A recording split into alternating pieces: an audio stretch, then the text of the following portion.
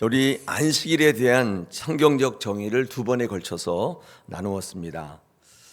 안식일은 어떤 개념이냐? 기독교의 개념은 아니지만 안식일은 하나님과의 연합을 통한 온전한 창조를 이루고자 했던 하나님의 의도가 있는데 그게 우리 기독교의 주일의 개념과도 일맥상통합니다. 우리가 그래서 이 성경적 안식일의 개념을 아는 것입니다. 안식일이 어떤 개념인지를 알아야 될 이유는 거기서 비롯된 주일의 개념, 이 주일의 개념을 우리가 잘 지키기 위해서이기도 하죠. 안식일은 하나님의 창조의 완전성을 이 죄를 범한 인간들에게 성취하고자 율법을 통해서 하나님과 연합을 이루려고 했던 것이라면, 주일은 말씀이신 그 자체이신 하나님께서 이 땅에 오셨기 때문에 주일은 부활을 기점으로 예수를 중심으로, 즉 하나님의 말씀을 중심으로 다시금 하나님의 나라의 백성으로 회복해 하고자 하는 또 다른 안식일의 개념인데 하나님과 연합되는 날이에요. 그게 주일이에요. 오늘도 일맥상통하죠. 안식일은 유대의 개념이지만 예수 그리스도가 유대교 상황에서 자라나셨고 그리고 초대교회가 그 예수 그리스도가 하나님이시라는 사실을 발견하게 되고, 그때 유대의 안식일 개념이 궁극적으로 창조를 기점으로 했다면 이 주일의 개념은 부활을 기점으로 해서 하나님의 말씀으로 하나 되게 하고 죄인된 인간들을 하나님과 연합시키기 위한 하나님의 의도가 명백하다는 것입니다. 여러분, 그래서 이 주일에 오셔가지고 하나님의 말씀과 연합되셔야 돼요. 하나님의 말씀이 곧 하나님이시기 때문에 그렇습니다.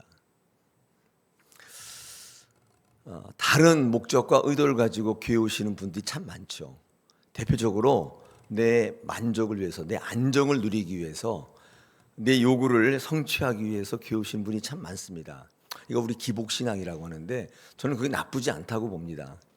그런데 그게 기복주의가 되면, 기도도 예배도 다 기복을 위한 것이라면 그게 나쁜 거예요. 신앙의 가장 중요한 요소 가운데 내가 복을 달라, 이게 뭐가 나빠요? 이게 굉장히 모든 종교에 다 있거든요. 근데 기복주의는 굉장히 나쁘다고요. 뭘 하더라도 다 복이에요. 기도를 해도 예배를 해도 헌신을 해도 뭐 봉사를 해도 다 그거와 자기의 유익과 결부가 되어 있는 거예요. 그건 안 좋다. 여러분, 그래서 정확한 안식일의 개념, 즉 주일의 개념을 아는 것은 여러분의 신앙에 굉장히 도움이 되고 우리가 궁극적으로 달려갈 목표를 분명히 제시해 주기 때문에 이런 것들은 분명히 아셔야 되는데 그냥 저절로 알려지는 게 아니라 공부하셔야 돼요. 성경 공부도 하시고 예배도 하시고 설교도 들어보시고 또 이런 거에 대해서 전문적으로 연구한 분들의 책도 한번 보시고, 이런 그래야 올바른 신앙을 할 수 있지, 그냥 여기 앉아 계시면 저절로 알아진다, 여러분, 그게 미신이에요. 그게 미신이라고요. 자, 오늘은요 이 제자의 부르심에 대한 이야기입니다. 우리 앞서 5장에서 고기 잡는 베드로를 부르시고 또 세관에 앉아있는 레위, 즉 마태를 부르셨습니다. 오늘 본문에는 그 나머지 10명을 부르시는 사건의 기록이 오늘 12절에서 16절까지 기록되어 있습니다. 자, 그러면 여기서도 우리 한번 원초적인 질문을 좀 해봐야 될 텐데, 예수님은 왜 제자들을 부르시나? 이 질문입니다. 어떤 분들이 혼자서 어떻게 다 합니까? 그러니까 감당하기 힘들었기 때문에, 조력자가 필요했기 때문에 주님은 제자들을 부르셨던 게 아닌가, 이렇게 말씀하시는 분이 있는데 그렇지는 않은 것 같습니다. 왜냐하면 이 복음서를 읽어보면 예수님의 사역에 제자들이 도움이 되었다기보다는 사실 방해가 많이 되었어요.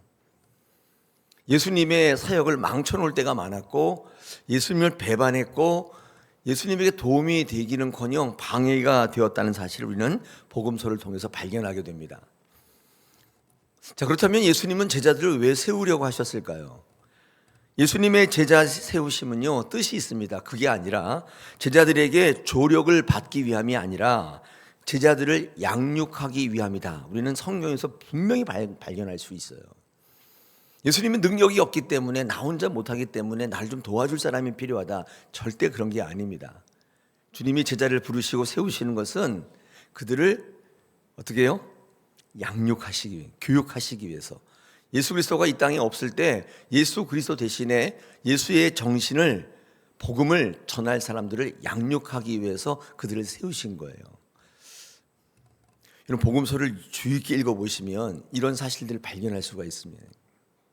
여러분, 이 사실을 아는 게 왜 중요한 줄 아세요? 우리들의 사역관이 결정되기 때문에 그래요. 우리 교회에서 사역하는 많은 일꾼들이 계시잖아요. 사역자들이 계신데 여러분들의 사역관은 어떠십니까? 많은 분들이 이렇게 생각할 수 있어요. 내가 교회를 도와준다. 내가 목사를 도와준다. 내가 심지어는 하나님을 도와준다. 는 사역관을 가지고 사역하시는 분들이 적지 않습니다. 그런데 그게 아니라 내가 양육받고 있다. 내가 훈련받고 있다는 개념이 더 정확하다는 거예요. 그러니까 내가 주님을 도와주는 게 아니라 어떤 거예요? 주님이 나를 도와주고 있다. 이게 사역관이에요. 놀라셨죠? 성경 말씀 읽다 보면 우리가 생각했던 것과는 전혀 다른, 그러니까 우리는 우리 나름대로 생각하는 거예요. 내 나름대로 헌신하고, 그러니까 헌신을 아무리 하고 봉사를 아무리 해도 별 변화가 없는 것은 그 근본 자체가 잘못돼서, 생각 자체가. 이런 부모님께 효도하시잖아요. 근데 효도하는 게 내가 부모님을 도와주는 건가요? 그런 건가요? 부모님이 날 도와주시는 거 아니에요? 여러분, 어떤 마음으로 효도하냐에 따라서 그 효도 모양은 똑같은데 그 효도가 발생하는 효력은 전혀 달라요. 여러분, 모든 이치가 그런 것입니다. 신앙도요, 그냥 딱 보고 이렇게 하는 거구나, 이게 얼마나 위험한 것인지를 우리는 성경을 통해 알게 됩니다. 설교를 듣고 예배할 때, 그래서 어제 말씀드린 것처럼 내가 괴로운 거예요. 근데 이제까지 그렇게 사역해 왔거든요. 내가 주님을 도와준다까지 거 이러고 살아왔는데 말씀을 듣다 보니까 이제까지 다, 죄송합니다, 헛짓을 한 거예요. 여러분, 그러니까 마태복음 7장에 주여 주여 했는데 불법을 행하는 자, 그게 저는 이해가 안 갔거든요. 능력을 행하고 뭐 귀신을 내쫓고 뭐 그랬는데 하나님이 심판 대합하니까 너는 불법을 행한 사람이래요. 어이가 없잖아요. 왜 그럴까요? 내가 주님을 도와주는 게 아니라 내가 목회를 도와주고 목사를 도와주고 뭐 교회를 도와주고, 절대 그런 게 아닙니다. 주님이 지금 나를 하나님의 사람으로 양육하고 하나님의 자녀로 회복시키고 저 영원한 나를 나에게 유업으로 상속하기 위해서 나를 교육하고 다듬고 계신다는 생각을 왜 못 하시는지 모르겠어요. 여러분, 이 개념을 분명히 가져야 됩니다.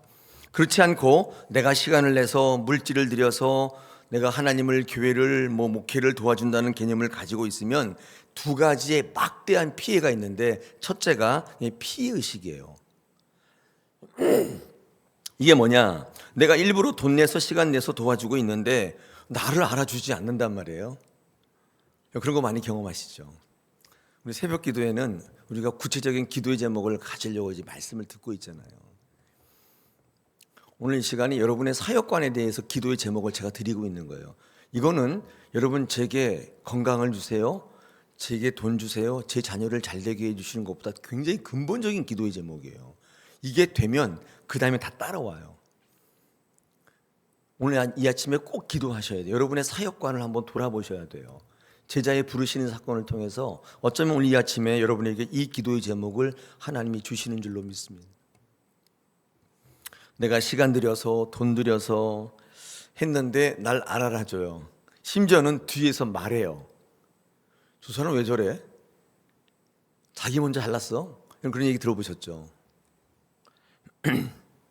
이때 피해의식에 사로잡히게 돼요. 여러분, 이걸 우리가 흔히 뭐라고 부르냐면 상처라고 부르는 거예요. 시간 내서 돈 들여서, 즉 내 것을 들여서 했어요. 그런데 뒷말해요. 내 교회를 열심히 했는데, 헌신했는데, 청소했는데, 예배했는데, 기도했는데, 전도했는데 뒤에서 뭐라 해요. 상처받았다고 그래요. 저를 찾아오시는 분이 넘쳐나고 있습니다. 그러니까 사람을 견디지 못하는 거예요. 절대로 사역하지 못합니다.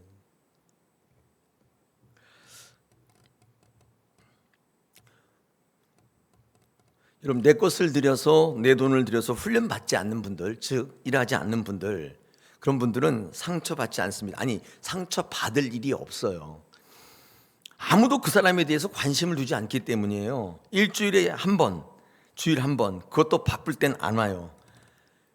한 번 와서 교회 왔다 금방 사라지는데, 그 사람에 대한 존재성 자체가 없는데 그 사람에게 누가 무슨 말을 해요? 다른 성도들의 관심이 아니에요. 그분 왔다 그냥 사라지기 때문에. 제가 이 교회 오기 전에 큰 교회 있었잖아요. 거기 대부분이 다 그래요. 그냥 주일에 와서 저 뒤에 아무 데나 앉으셔가지고 예배 한 번 하고 그냥 밥 먹고 사라져요. 그러니까 누가 누군지도 몰라요. 그런데 무슨 상처가 있어요? 누가 그에게 뒷말을 해요? 여러분, 상처는 일하려고 딱 하면 생기는 거예요. 일하려고 하면 상처 반드시 생겨요. 일 안 하면 아무 일도 없어요. 누가 그랬다면서요? 아무 말 안 하면 아무 일도 없을 것이다. 똑같아요. 이 피해의식이 들어와요. 자, 두 번째는요, 이게 굉장히 심각한데, 내가 주님을 도와주고 있다는 잘못된 사역관의 가장 큰 피해가 교만입니다. 교만인데, 사역하는데 교만한 자가 되는 거예요. 이게 굉장히 아이러니하죠. 제가 위에서 말씀드렸던 지금 이 피해의식이라는 것은 피해를 본 사람의 의식이 아닙니다. 이게 교만한 사람들의 의식 구조가 피해의식이에요. 왜 그런 거 아니? 그들의 피해의식은 내 것을 드렸기 때문이라고 생각하는 거예요. 이게 피해의식이잖아요. 내 것을 썼는데 거기에 상응하는 보상을 받지 못했을 때 드는 게 피해의식인데, 여러분, 이거는 피해를 본 사람의 의식이 아니라 그것이 내 것이라고 생각하는 교만한 자들의 병든 접근이라고. 교회 와서 피해의식을 느끼는 분들은 매우 교만한 사람들이에요. 그게 다 자기 거라는 거예요. 내가 드린 거, 시간, 물질 다 내 건데, 내 걸 드렸는데 왜 뒤에서 말을 해? 고맙다고 해야지. 이렇게 생각하는 거예요. 그래서 그런 분들이 꼭 하는 얘기가, 사역을 하고 난 다음에 고맙다는 얘기를 못 들었대요. 박수를 안 쳐준다는 거예요. 다 자기 거란 얘기잖아요. 아니, 내 게 아닌데 고맙다는 얘기를 생각할 리가 없어요. 내 거 아닌 거 드렸는데 그게 왜 고마워요? 그냥 나한테 맡겨준 게 더 감사한 거 아니에요? 내가 가지고 있는 것들 내가 만들었고 내 능력으로 유지하고 확장하고 있으며 내 결정대로 써야 한다고 생각하시는 분들, 이게 대표적인 교만입니다. 하나님의 은혜의 은자도 모르시는 거예요. 내가 여기까지 어떻게 왔는지, 이 나이 때까지 어떻게 건강을 누렸는지 다 자기가 한 거래요.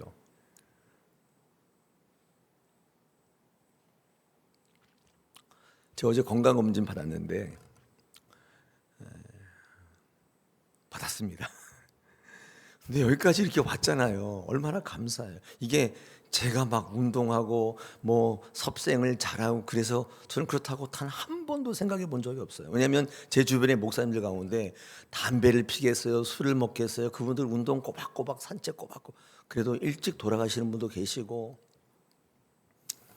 암도 걸리시고, 그런 거 보면 아, 이게 내가 하는 게 아니구나.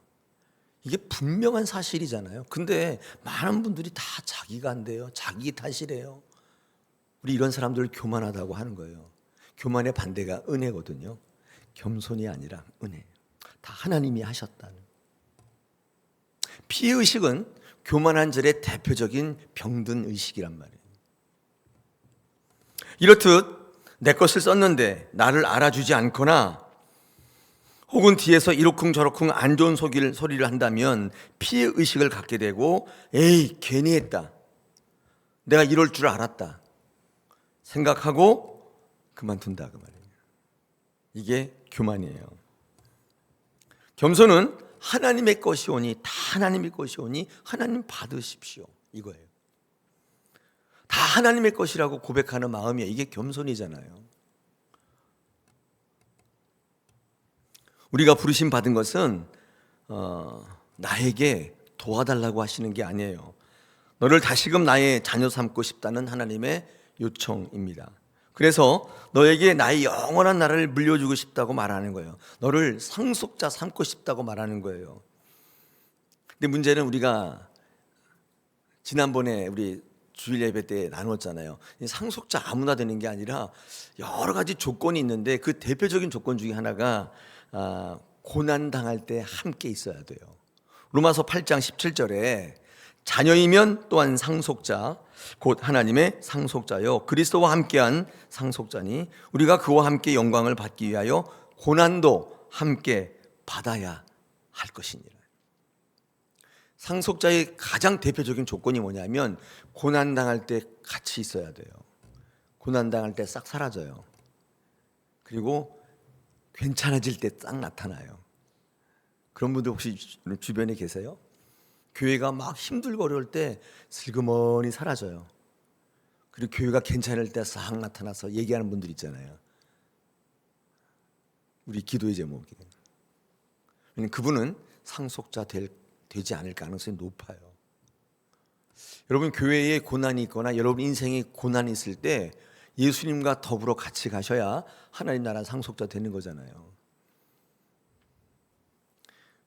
왜 그런 거 있잖아요. 회사가 어려울 때 막 부도 직전에 외국에 있다가 싹 들어오고, 나라가 정말 어려울 때 외국에 있다가 싹 들어오고, 이런 분들 있잖아요.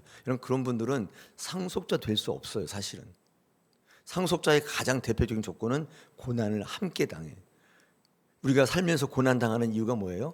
하나님이 안 계시기 때문이 아니라 우리에게 상속자 삼기 위해서인 거예요. 그때 보시는 거예요. 여러분 고난 중에 성도는 구별되는 것입니다. 평안할 때 다 주님 다 그래요. 아멘 아멘 하고 뭐 그래요. 근데 고난이 딱 닥쳐보면 옥석이 싹 가려져요. 때로는 하나님께서 여러분이 성도인지 아닌지 상속자인지 아닌지를 가리시기 위해서 고난을 주시면 그때 찬스가 오는 거예요. 그때 더 무릎 꿇으셔야 돼요. 하나님의 것이니까 하나님 받으십시오. 이 겸손한 마음으로 주 앞에 무릎 꿇으면 하나님께서 그 위에 더 많은 것들을 쏟아 부어 주시는 것을 체험하게 되는 것입니다. 할렐루야. 여러분 그 신앙을 견지하세요. 얄팍한 내 계산을 가지고 이럴 때 이렇게 하고 저럴 때 이렇게 하고 여유가 좋으니까 이렇게 하고 아니니까 싹 외면하고, 그 생각을 저는 잘 모르는데 하나님 눈동자처럼 보고 계신, 하나님은 머리털까지 세신 바 되기 때문에 여러분의 세상의 마음의 근저를 다 살펴 끌어서 그 밑바닥까지 다 알고 계세요. 하나님을 속일 수는 없단 말이죠. 하나님이 제일 좋아하시는 게 뭐냐면 신실한 거예요. 항상 그 자리를 지키는 거예요.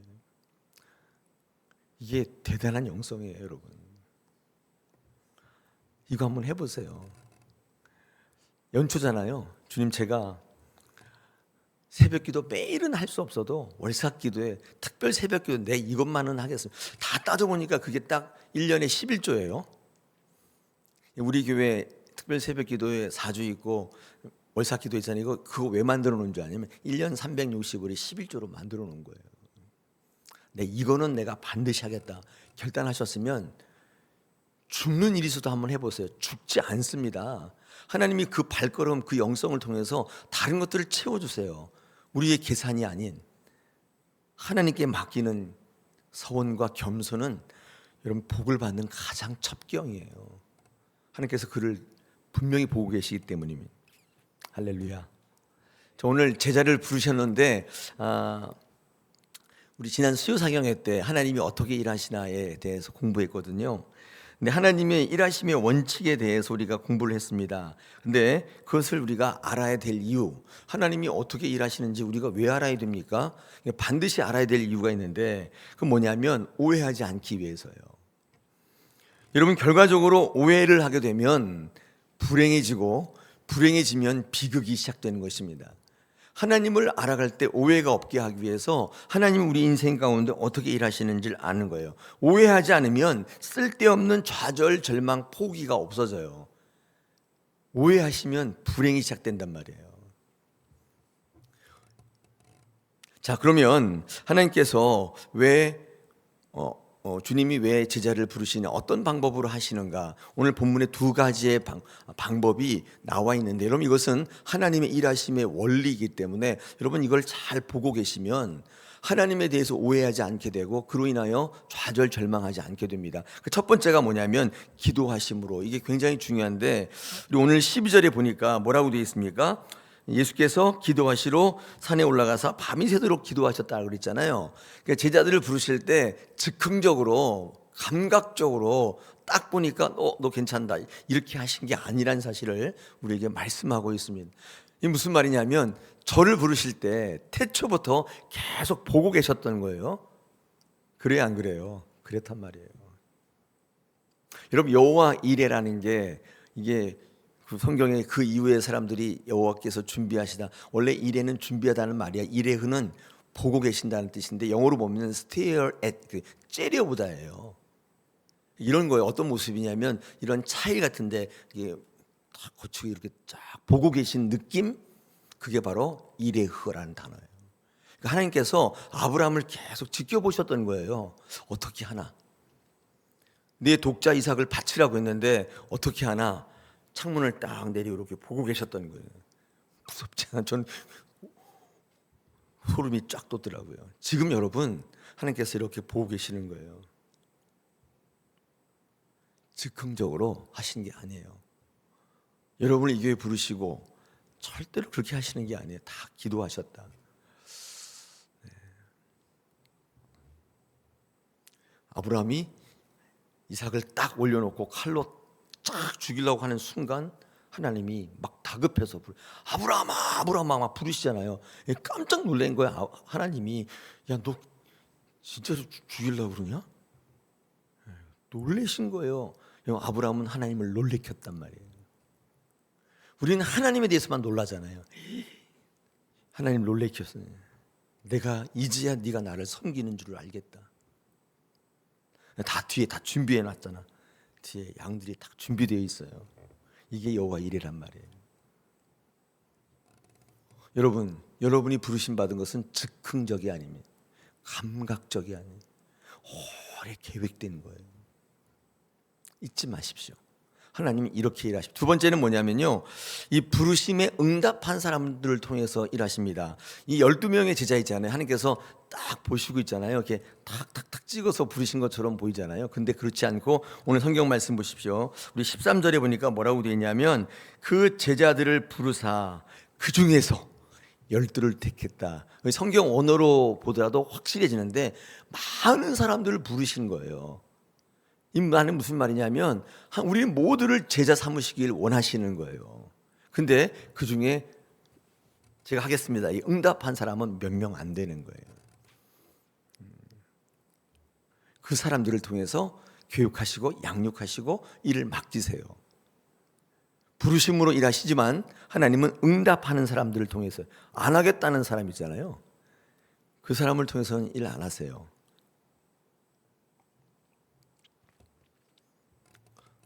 왜 마리아가 선택됐다고 그랬어요? 많은 여인들이 그때 로마 식민지가 오는데 너무 힘들어가지고 다 기도의 제목이 뭐냐면 메시아를 보내주시옵소서, 이거 다 기도하고 있었는데 진짜 메시아가 오겠다, 천사가 와서 한계명 사람에게 내가 너의 태를 통해서 메시아를 보내겠다 했더니 저한테 왜 이러세요? 그랬단 말이죠. 이상임 사모님에게. 그랬더니 저는 이미 애가 넷이나 있는데요, 저 그러면 안 됩니다. 다 거절했어요. 근데 유독 마리아만 제 태를 쓰세요. 헌신했던 거예요. 그 사람을 통해 일하신다. 여러분 부르실 때 응답하셔야 돼요. 주님, 제가 여기 있습니다. 저를 사용하세요. 저는 주님의 것입니다. 여러분 이게 안 되기 때문에 교회에서 훈련하고 양육하는 것이 끊임없이 하는 거예요. 오늘도 내 삶의 자리, 내 생각으로 내가 열심히 해서 내 노력으로 한다고 생각하는 많은 분들이 신앙생활을 하고 있습니다. 그런데 계속 부딪히는 거예요. 선포는 그게 아닌데 받아들이는 건 또 그게 아니에요. 그러니까 나름대로의 신앙을 하시는 그런 분들이 교회에 너무 많습니다. 그래서 한국교회가 힘을 잃어버렸어요. 교회 안에도 각자 생각을 해요. 다 각자 생각을 해요. 각자의 이념을 가지고 움직여요. 여러분, 교회는 예수 그리스도가 신앙인 거예요. 잊지 마십시오. 다른 것을 이념으로 삼거나 신념으로 삼게 되면 예수의 신앙에 떠나가게 되는 것입니다. 오늘도 예수님으로 인하여 승리하신 여러분 되시길 축복합니다.